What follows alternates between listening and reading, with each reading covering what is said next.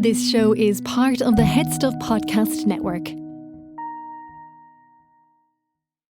Welcome, gather round the fireside and listen to a tale of Fionn McCool, Cullen, Deirdre of the Sorrows, Grainne Whale. From giants right down to fairies, of both the drooping and solitary, and those who are sometimes scary. Anything goes by the fireside. Yeah. Fireside, the Puka fireside, the narrow fireside. Kings and queens fighting heroes, don't you run from the fun, there's no need to hide.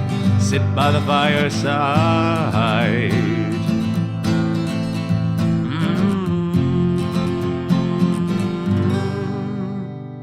Fireside.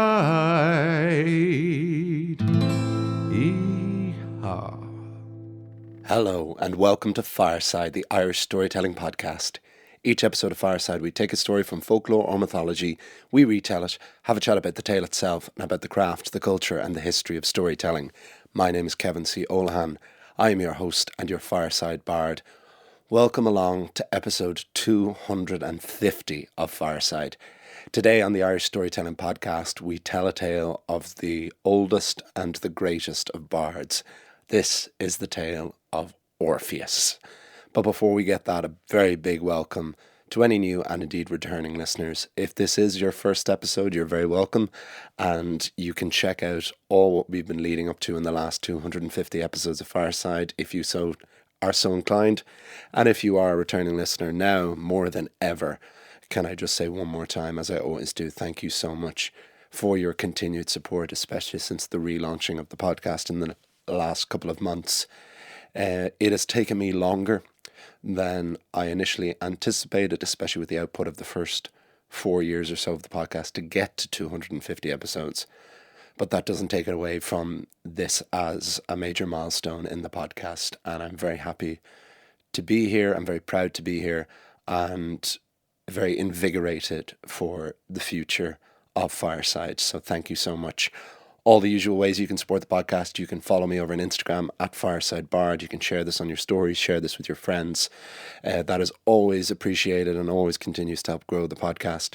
You can subscribe to Headstuff Plus on headstuffpodcast.com, where as of the airing of this episode, we will be launching a bonus series just for Headstuff Plus listeners. To coincide with the myth of Orpheus, we are going to be having an episode specializing on the musical Hadestown, and which was directly inspired by the myth of Orpheus and Eurydice and of Hades and Persephone, which we also did on Fireside a couple of years ago. I'm going to be starting this new series to go alongside the podcast, so still all the normal episodes will still go up for free. They won't go behind a paywall, but there will be some bonus subscriber-only content that will be me looking at different books, movies, musicals, different media that have been directly or indirectly inspired by mythology from Ireland and abroad. So if you are really enjoying the podcast and you want to support further, you can join Headstuff Plus for as little as €5 a month, or you can pay more if you want, and you can gain access to the bonus material for Fireside and for all of the podcasts on the Headstuff Podcast Network. Of course, the final way you can support the podcast is by by buying Garden-Sea, a Neo-Myth of Home, my poetry collection. We've had a couple more orders since the relaunch of the podcast, so it's really, that is my favorite thing in the world. It's nearly 3 years since I released Garden-Sea to still be sending copies off of my book all around the world. So I hope you all are enjoying them, those who have bought them, whether it's in the last few weeks or if it's in the last couple of years. I always love hearing from each and every one of you. So thank you so, so much. That's all that out of the way. So the story for this week, naturally, on any of the milestones, on any of the 50, 100, 150 of Fireside, I tried to do something special. Tried to do a big episode. Usually on the major milestones, I went back to something quite Irish, usually quite something mythic and Irish. But with this episode, where I am right now and everything, this was one I always wanted to do, especially since doing Hades and Persephone, I think 2 years ago, maybe 3 years ago even. I don't know what exact number it was. I'll put that in the show notes, though, for anyone who wants to listen back to that episode, because it very much is a companion piece to this, as it's very much the other side of this story. But this is always one of the big ones, especially, I call myself the Fireside Bard, and Orpheus is the original bard. And especially with my recent, in the last couple of years, obsession with Hades Town, which again is lifted from Orpheus directly. My best friend was played Orpheus in a TV series recently. So Orpheus has really been an increasingly present character in my recent life, and I was very excited. And of course, because the Greek myths are what got me into mythology in the first place. Like so many people, I think there's just such a wide variety and accessibility of Greek mythology out there that I think for a lot of us, it was our gateway in to then learning about the mythologies of our own cultures and indeed other cultures. So without Greek mythology, I wouldn't have got into Irish mythology and wouldn't have started Fireside. So for all of those reasons, it felt right to do Orpheus as the 250th.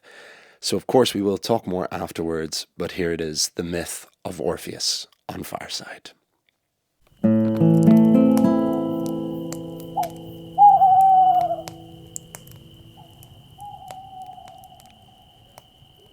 Orpheus. Throughout both history and mythology, there have been many great singers, musicians, and poets. There were master poets who couldn't sing or play a note if their lives depended on it. There were singers who couldn't play, musicians who couldn't sing, and both singers and musicians who couldn't write. It is a very rare thing to come across a true master of voice, musicality, and writing. And this is usually for the better.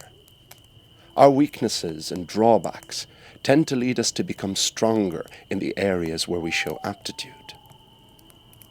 But then there was Orpheus, the supreme master of words and music, the ancient bard from whom all writers, guitarists, and vocalists descend. We are all in the debt of Orpheus. He has inspired and tormented artists for millennia. Perhaps this is why we still thrive on his tragedy. Orpheus did not lick it off a stone, as we say in Ireland. He was born to Calliope, the muse of epic poetry, from her union with Eurydice, the king of Thrace, which is now shared between Greece, Bulgaria, and Turkey. But Orpheus was also rumoured to be the son of the god of music himself, Apollo. Orpheus was raised on Mount Parnassus, home to Calliope and her 8 muse sisters. There was Clio, muse of history, Melpomene and Thalia, muses of tragedy and comedy, respectively, Terpsichore, muse of dance, as well as Erato, Euterpe, Polyphema, and Urania, taking charge of lyric, love, song, eloquence, meditation, and astronomy. And Orpheus was raised by his mother and aunts to become the mortal representation of the universal muse's kiss. It was on Mount Parnassus that the boy first met his possible father, Apollo.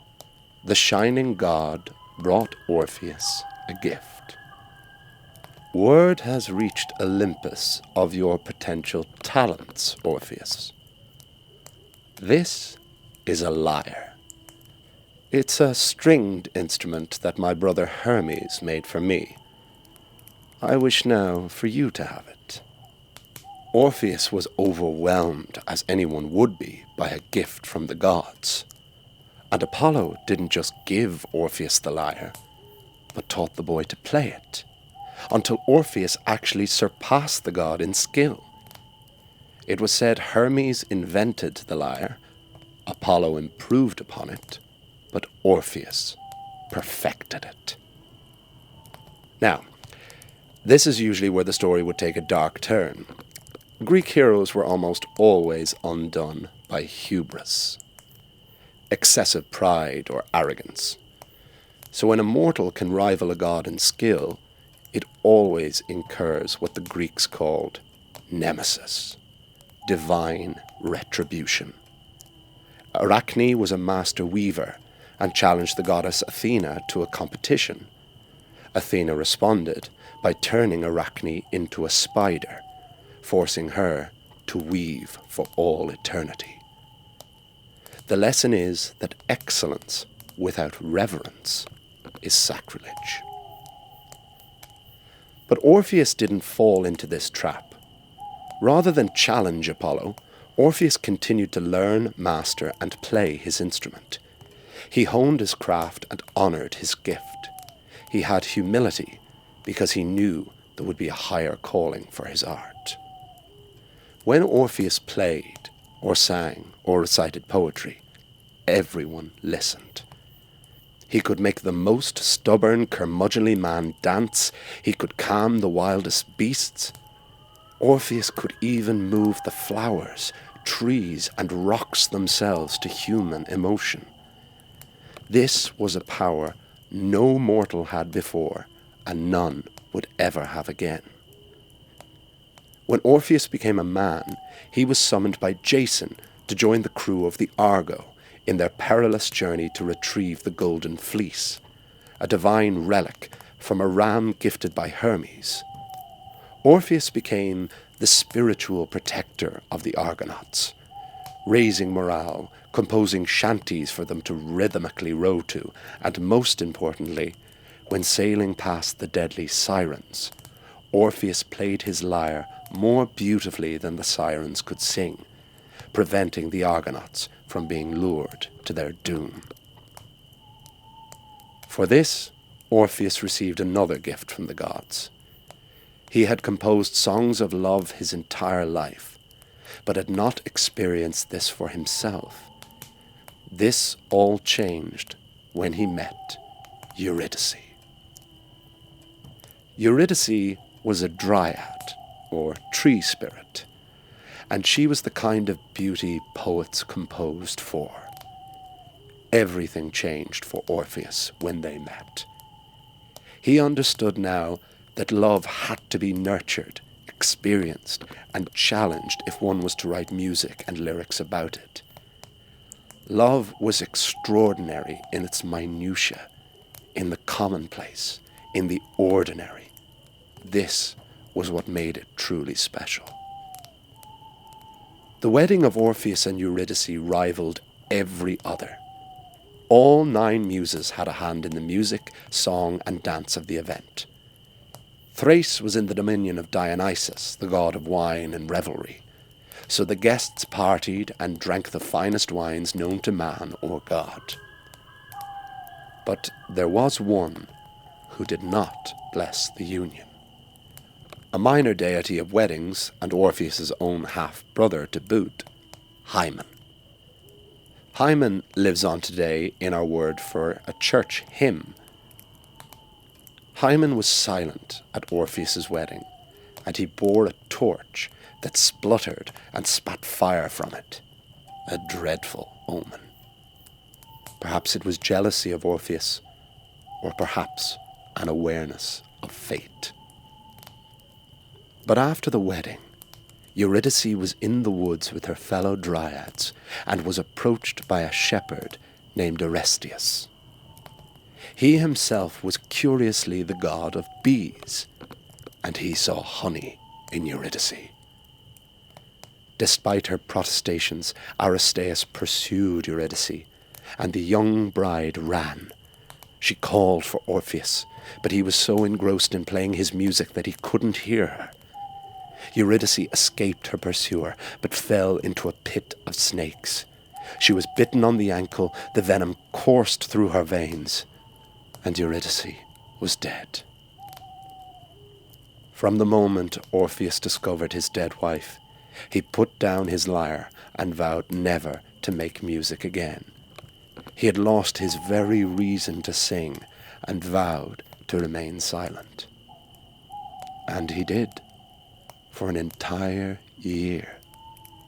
And the lack of the lyre of Orpheus was felt from the lowest rock to the highest mountain. There was less joy and no way to articulate sorrow. The situation became so dire that Apollo himself came down once more from Olympus. Now, Phoebus Apollo was not known for his displays of emotion. If anything, to the Greeks he was the model for classical reason, fate, and divine order. He was the opposite of his rival brother, Dionysus, who represented ecstasy, darkness, and giving in to one's emotions. So when Apollo talked to the grieving Orpheus, he came with a sense of stern logic. "Okay, Orpheus, I know you lost your wife, and that was sad, but that was a year ago now.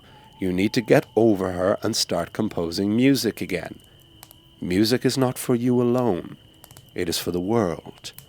And you have not only a privilege, but a responsibility." "Eurydice," said Orpheus. She was not called her. She was called Eurydice. Yes, fine, Eurydice." Apollo would allow that one disrespectful comment slide. He was reasonable, but when all was said and done, Orpheus was a man, and Apollo was an Olympian. He could and would turn Orpheus to flames in a second. Orpheus said, "I have lost my voice, my passion. There is nothing left to sing about, not without Eurydice in the world."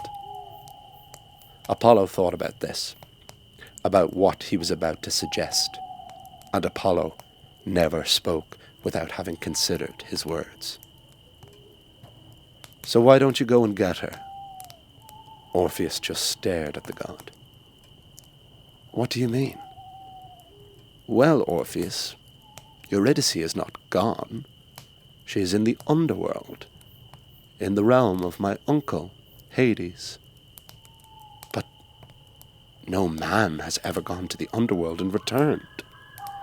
"True, but no man has ever had your gifts, Orpheus.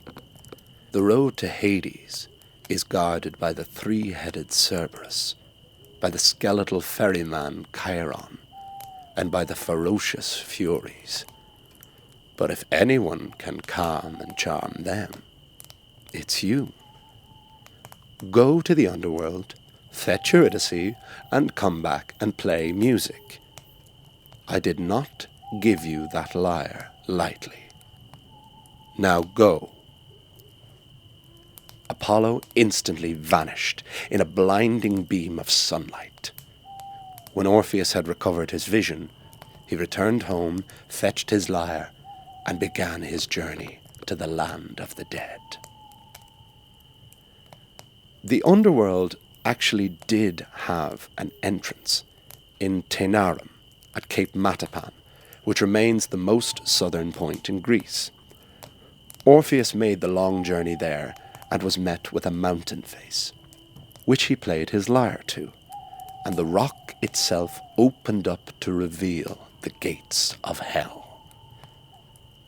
Orpheus descended a dark passage down treacherous steps, clutching his lyre. He began to hear the sound of growling, and at the bottom of the steps, Orpheus met Cerberus, the original hound of hell. Bigger than the largest dog imaginable, with 3 hungry, ferocious mouths and a deadly serpent where a tail should be.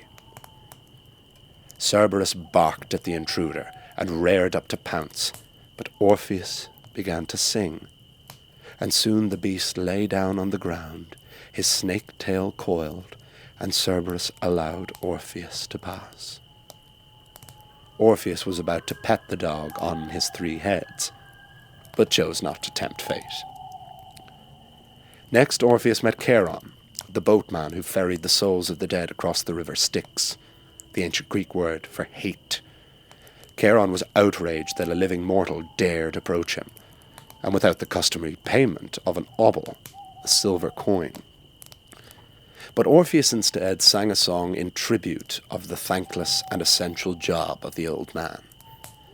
Charon was so moved, he not only allowed Orpheus passage, but actually helped him on and off the boat. Finally, Orpheus came to the throne of Hades and Persephone, the king and queen of the underworld. "Welcome, Orpheus," said Persephone. "You know this mortal?" inquired Hades to his wife. "Oh, yes. When I return each year to the world above, spring and summertime are all the richer for the music of this boy. He is the progeny of Calliope and Apollo." Hades grunted at this. "The will of the Olympians means nothing down here. Orpheus, surely you know that no mortal has ever come to Hades and returned." "I know that, Lord Hades, but the realm of the dead deserves music as much as that of the living." "You think the dead think about mortal follies such as music? You know nothing of the afterlife, boy. And I know you did not dare come here out of the goodness of your weak heart. You want something." "Yes, Lord Hades. My beloved Eurydice was taken from me on the day we were married. She is yours, Lord, and will be yours for all eternity. I only ask for her return to the end of her natural life. It is nothing compared with eternity." "That may be, Orpheus," said Hades, "but the world of the living is not fair. Only the underworld is. Here there is justice and order, and what you request is against the very fabrics of order." "My love," began Persephone, "no mortal has made it this far before. If he made it past Charon and Cerberus, perhaps it is worth hearing his song. If nothing else, you can glimpse the world I live in when we're apart." Hades had a difficult job. The hardest and most thankless responsibility was forced upon him. But he was not a bad man, and he loved his wife completely and missed her for half of every year. "Very well, Orpheus, show us your art." Orpheus positioned his lyre and played for the two very gods of life and death. Orpheus sang of love, but not just his own, of the love between Hades and Persephone, two gods more faithful to each other than any other marriage. They never had children, and lived in immortality, constantly devoted to each other. And when Persephone went to the world above to bring spring and summertime, Hades had to remain below. He could never leave.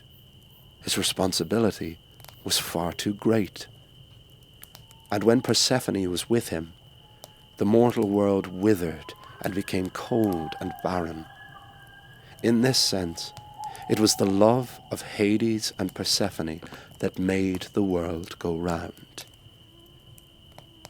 When Orpheus finished his song, Hades' face remained unmoved, but a single ice-cold tear escaped down his face. Persephone reached out and held her husband's hand. "Fetch Eurydice," said the king of the dead. A shadow appeared that looked like the beloved of Orpheus, but not quite. In his mind, Hades knew he faced an impossible decision.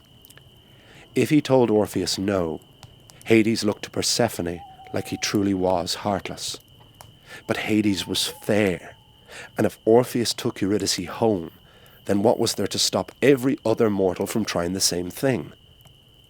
But if there was one thing Hades knew more than anything, it was the weakness of man. Hades said, "Orpheus, you may take Eurydice home, but there is a condition. You must walk out of the underworld, and she will follow you.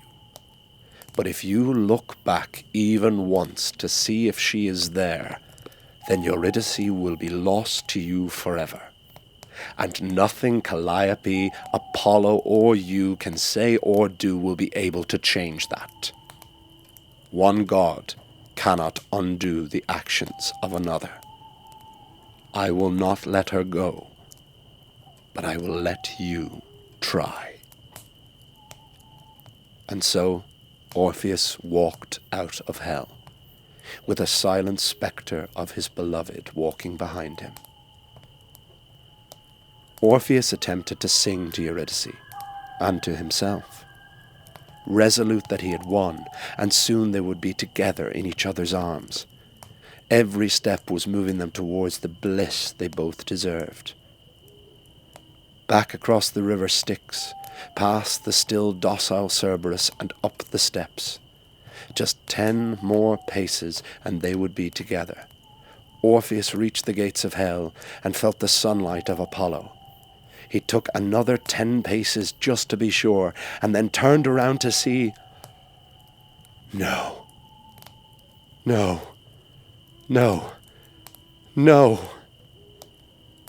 Orpheus turned to see his beloved Eurydice, who was still just about behind the gates of hell. In his haste, Orpheus had quickened his pace throughout his journey, and try as she might, Eurydice could not keep up. "Orpheus," said Eurydice. "Eurydice." And Eurydice was swallowed back into Hades, and Orpheus was faced once again with a mountain wall. Because to Greeks, hubris was not just about arrogance and pride. It was about going against divine order.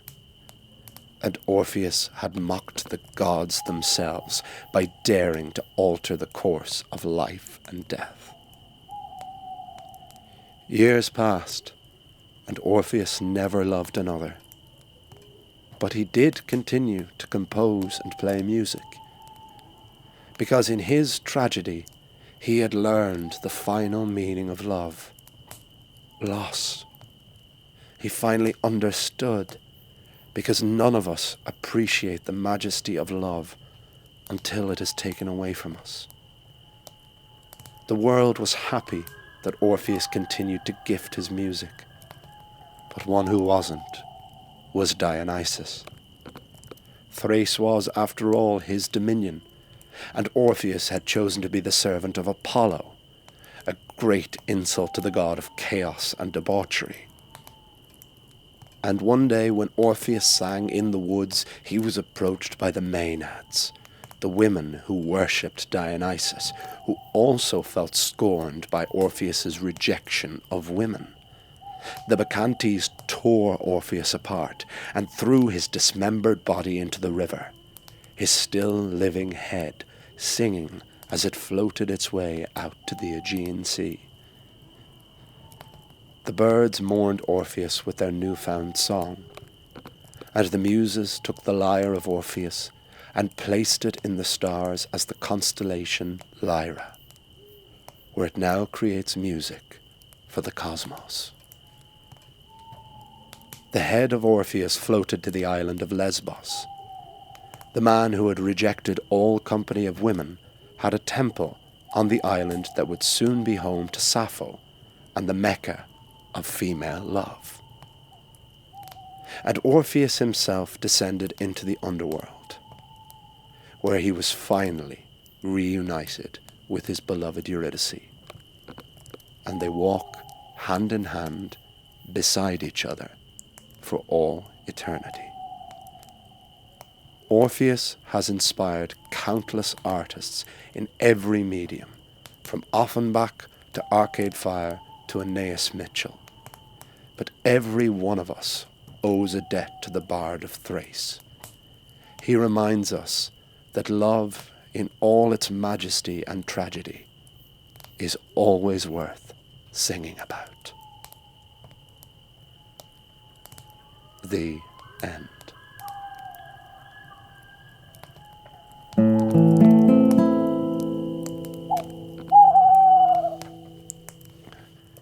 And that is the tale of Orpheus on Fireside. And I hope you all enjoyed it. That was, I really, really loved doing that. That was such a treat, because I so rarely get to do Greek tales for a number of reasons. You know, this is always majorly a Celtic podcast, and even though we have dipped into other mythologies, this is still always very rooted, and very happily so, in Irish mythology and folklore and the surrounding areas. Because also, like, Irish mythology and folklore doesn't have the same number of adaptations and sources as Greek mythology does. That is the main reason I started Fireside, was to bring a level of accessibility that certainly at the time wasn't as available to me, or those that were some great sources, but some of them quite stuffy or dense.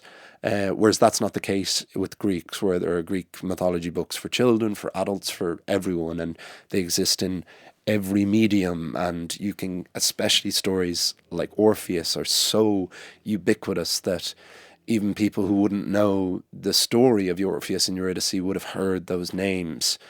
And so, of course, like with some of the other big stories I've done from other world mythologies, the big question is, what have I to add to it? You know, some of the greatest artists in the world have adapted this over the years, not just in story, but in opera and painting and music. Like, two of my favourite artists, Arcade Fire and Nick Cave, have both had albums centred around Orpheus and Eurydice. Nick Cave with The Lyre of Orpheus, and Arcade Fire with Reflector, which has songs both for Orpheus and for Eurydice. Aeneas Mitchell wrote Hades Town, which I talked about before, which has been this massive, massive obsession for me for the last couple of years, that I've seen twice on the West End, most recently a couple of weeks ago with my girlfriend, who is Greek. So that was very cool sharing that with her. And it was actually her, she has kind of reignited a lot of my early love of Greek mythology, and it was actually her who, when we watched Hades Town and she wasn't familiar with it and I was obsessed with it, she was the one who pointed out that Hades and Persephone were the only two gods who were faithful to each other, and that they never had children. And again, I thought that was such a beautiful detail in their story, in a story that, like, Hades and Persephone was always going to happen. That was always going to happen at some point. My battery, or my memory card, ran out of memory. But what I was saying there was, yeah, like, this story that had captivated me, these two favourite characters of mine in Hades and Persephone, that was an angle that I'd never noticed. And that's one of the best things about Greek mythology and folklore in general, is they have this broadness and the simplicity to them, that they can mean so many different things to so many different people, and you can keep learning new things. Like, I was, again, a big fan of this story already, but in the writing about it, I saw new things and think differently about Orpheus than I did before going in. And so some of those things that came up, again, to bring it back to the why. So what have I to bring to it, other than, of course, more than anything, I really wanted to do it, and especially the big tale, a nice challenge for 250. And just to have this story live in my head, and just to try and tell a simple, again, Phil Pullman, as clear as water kind of version of it. And I drew from a few different sources, drew from Stephen Fry's book Heroes, part of his Mythos quadrilogy now, elements that I really liked in Hades Town, even though Hades Town is very much an adaptation and changes numerous elements from it.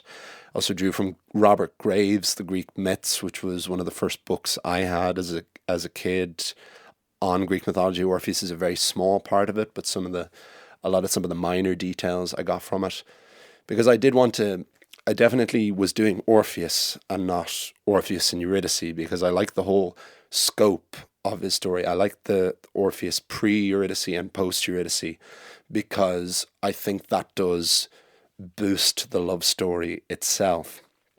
Because Eurydice in this, like, like so many female characters in stories like this, although less so in Greek mythology, but still quite a lot, is slightly two-dimensional, or is slightly like not really a character in it as much, which is one of the best things that Aeneas Mitchell does in Hadestown, is that she gives Eurydice a huge amount of agency in it, and makes the big change in the story of the underworld being viewed as a place of security versus the life of living with an artist, and like the idea of Eurydice choosing to go to the underworld.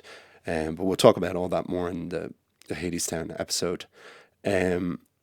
But that the thing that really landed with me when adapting it to it is that this idea of a complete love story from the perspective of an artist. Because I think throughout the history of art, a lot of artists, you see a lot of young artists as well. When you think about how some of the greatest songwriters of all time have been teenagers, like Lennon and McCartney as a supreme example, but even Dylan and many, many, many others, and even like right up to the present day. You look at some of the artists working today, and so many of them are late teens, early 20s. People who have this naivete and this almost at times like prophetic view of love, in many cases without having experienced it in its full breadth at that point.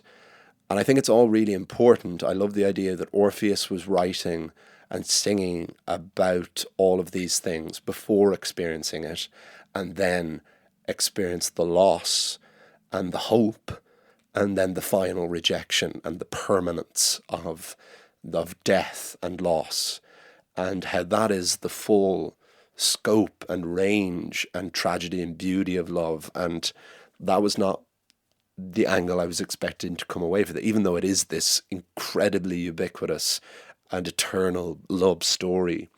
There was something about it from the point of view of art that really, really landed with me in this way. And then going back to Hades and Persephone, getting to feature them again as the other side to the story I'd adapted previously, was Persephone and the Chariot, in that Persephone was she was the daughter of Demeter, who was the goddess of the seasons, and that Hades kidnapped her and took her to the underworld and gave her seeds of a pomegranate which grew in the underworld, forcing her to remain in the underworld for 6 months of the year, and that is what gave us the seasons. And so when Eurydice goes back, or when Persephone goes back to Earth, it is springtime and summer, and then when she leaves, Demeter is sad, and that leads to autumn and to winter. And it's a line in Hadestown where it's like that, or that Hades and Persephone, it's their love that makes the world go round. And in that sense it is, and I think that's incredible. Because also by the time we meet Persephone in this story, which is I think the only other major story she appears in, she is very much the queen of the underworld. She is not a prisoner in any sense, and is genuinely the love of Hades' life, and him the love of hers. At least that's the version of it that I like and believe in. Like with any of these stories, there are going to be massively big disagreements with that and other interpretations. I know one classicist who went to see Hadestown and hated that Hades and Persephone were very much in love, and couldn't move past the idea that when all is said and done, Hades is Persephone's uncle, which he is, because they were all the gods were brother and sister and all. But again, these were primordial beings. These were the earliest beings in existence, and they are immortal, and they are not meant to represent mortality, and they're not meant to represent what humans should do and can do, which is why it's amazing to pair Hades and Persephone with Orpheus and Eurydice, with this ultimate story of tragic, short, mortal life versus this kind of literally eternal love. And then, yes, so I always say about Greek myths that a lot of them end one story too late.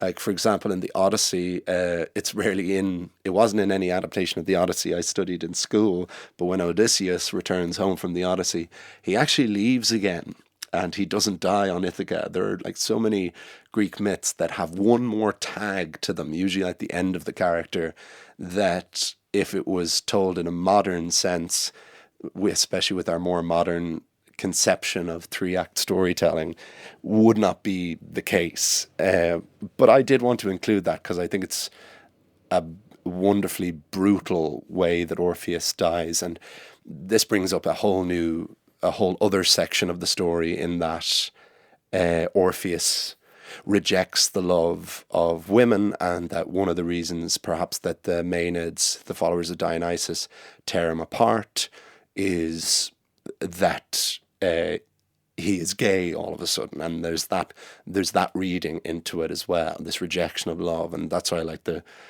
almost irony that he ends up on the Isle of Lesbos, and that's where this temple of him remains.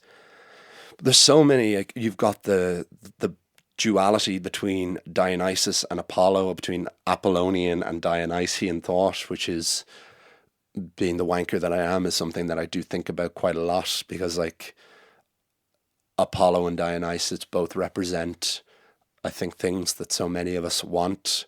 I think we want that wisdom and that stoicism and that reason that Apollo has, and that mastery of craft and that dignity.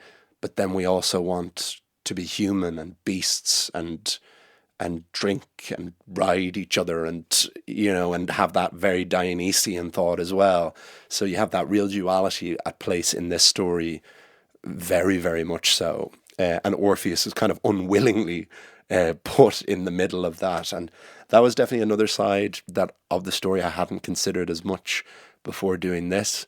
But I wanted to, without trying to cover too much, I wanted to do as much of it as I could, to get all the beats. Like, I love that he was on the Argo with Jason, and he was kind of just the idea that a lot of these heroes exist at the same time, because Heracles was also an Argonaut as well.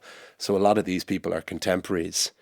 And one big thing when I was doing the research was I was trying to find out the order that the mortals went to the underworld. So of the 4 mortals who entered the underworld and returned, you have Heracles, you have Orpheus, you have Odysseus, and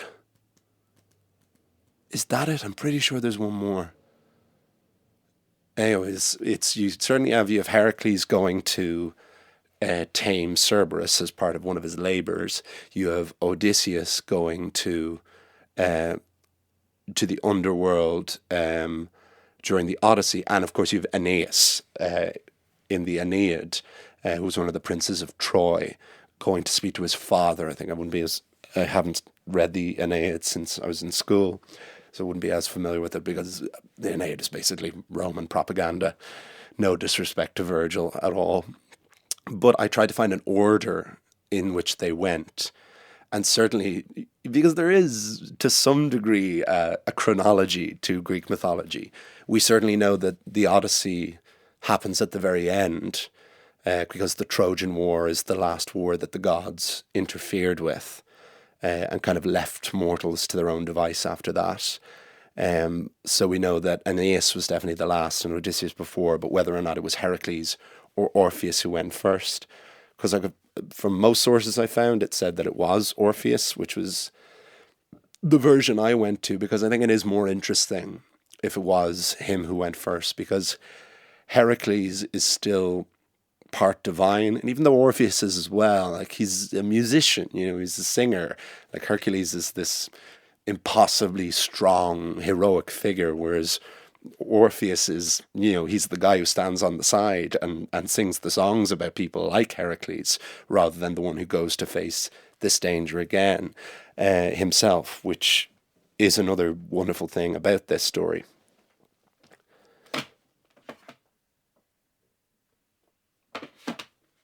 I am conscious of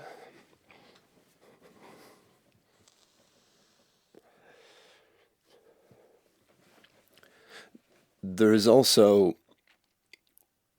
that constant joy of meeting different gods that come in and out.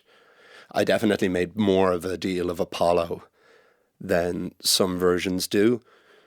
Not in all versions is it Apollo who tells Orpheus to go to Eurydice, but I really liked that idea, especially with Apollo being this deity of reason and order, that he would tell Orpheus to do something that was against the very laws of nature.